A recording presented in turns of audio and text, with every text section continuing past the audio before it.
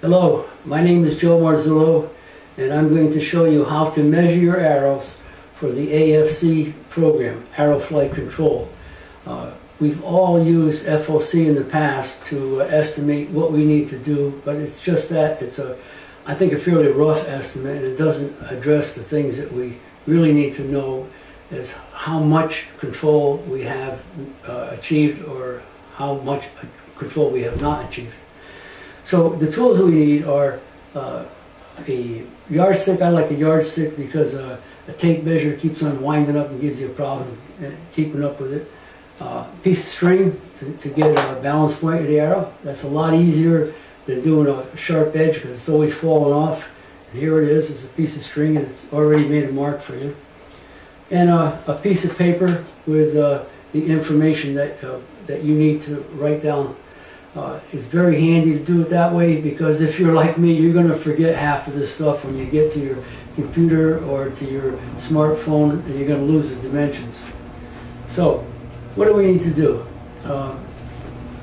So let's measure an arrow. So we're going to use a yardstick against a stop. Doesn't matter what, as long as it's a good stop. We're going to measure overall length. That's from the point to the end of the nock. We don't subtract anything. It's a projectile, and the whole length of it has to be considered. So there's one number that's looking at 26, and then I want to know the distance from the point to the center of gravity, which we've already established, and that's about 10 1/4 on this one. And then we want to know the dimension from the nock to the center of the fletching. That's pretty easy. And if it's a broadhead equipped arrow, you need to know the dimension from the point to the center of the broadhead blade. This is only an estimate on your part, but we can use common sense and estimate it pretty good. Now all those dimensions, what I would do is make up a little sheet like this ahead of time and then write down the elements that you need. If a field point, you only need 3 dimensions. If it's a broadhead, you need 4 dimensions. It's not complicated at all. The program does all the work for you. Now what you're going to see when you do a field point, we'll say a field point arrow, and here it's the same kind of build, the same point weight, and you say, well, it's going to fly the same, and you're going to find a number. I'm just going to invent a number right now. I'll just say that the fletching control force is 30% greater because of the center of gravity of this one and the fletching position. Now you build an arrow with a broadhead, and you're going to see that this number, this fletching control force, is considerably lower than it on your previous build with a target, even though you have the same weight point. Reason being is the fletching provides a certain amount of control force, and it's a stabilizing force because it's on this side of the center of gravity.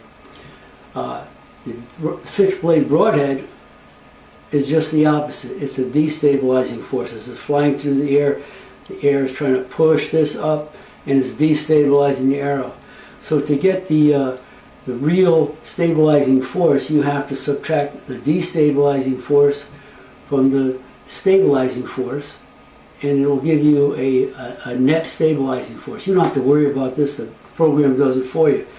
What it's going to tell you is that now your previous arrow with 30% is going to be a heck of a lot lower. You're not going to get 30% increase in control force anymore unless you change some things.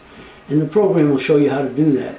And it'll be pretty accurate. It's not 100% because there's variations in fletching sizes and broadhead blade sizes, but it'll be pretty darn accurate, and it'll give you a very, very good indication on what you need to do to achieve different control forces. So I hope you use the program, and it gives you a lot of insight on how to control your arrow in flight.